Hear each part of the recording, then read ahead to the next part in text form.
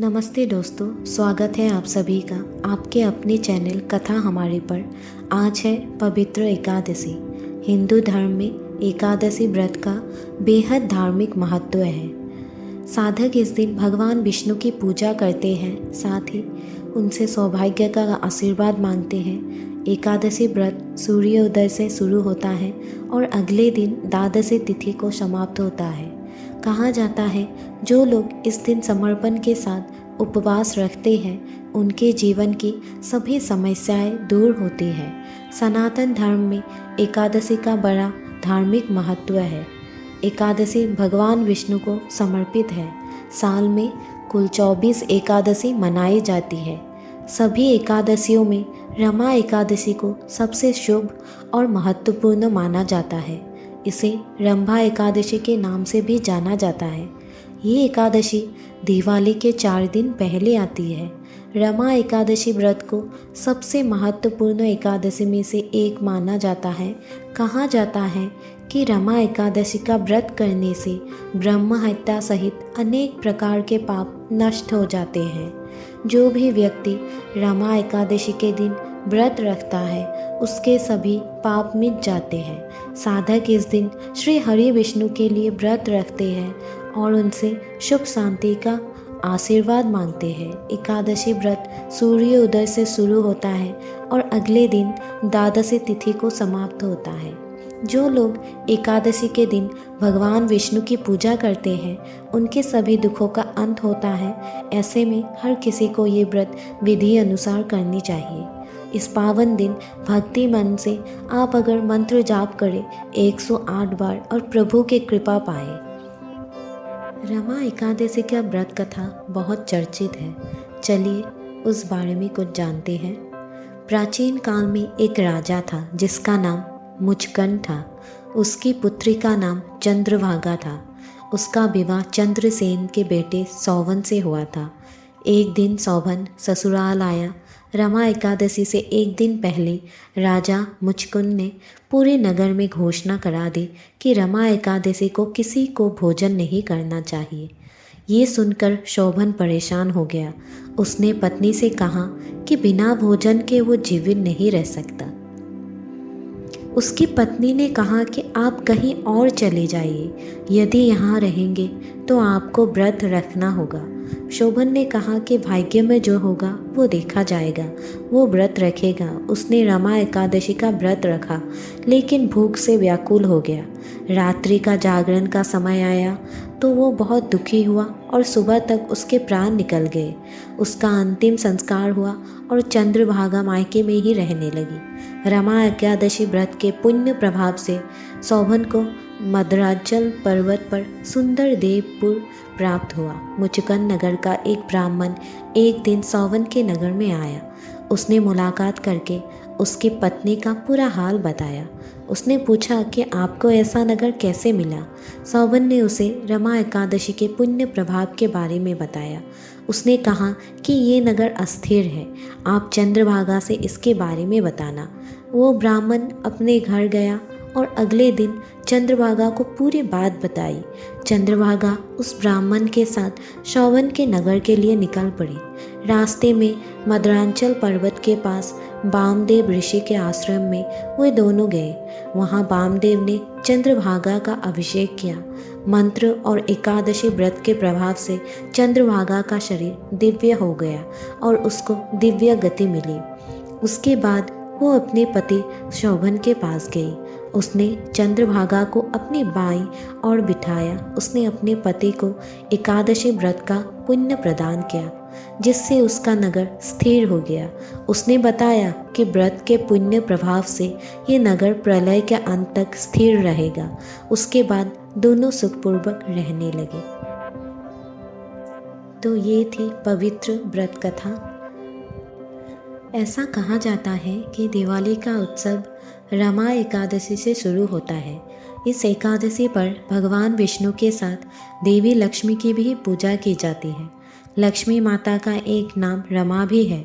रमा एकादशी व्रत की महिमा से व्यक्ति अपने पाप से मुक्त हो जाते हैं और मृत्यु के बाद मोक्ष प्राप्त करते हैं। इसके अतिरिक्त रमा एकादशी का व्रत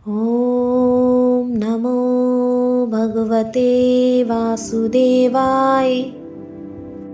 ॐ नमो भगवते वासुदेवाय।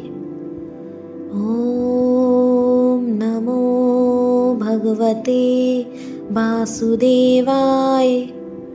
ॐ नमो भगवते वासुदेवाय। ॐ नमो भगवते वासुदेवाय।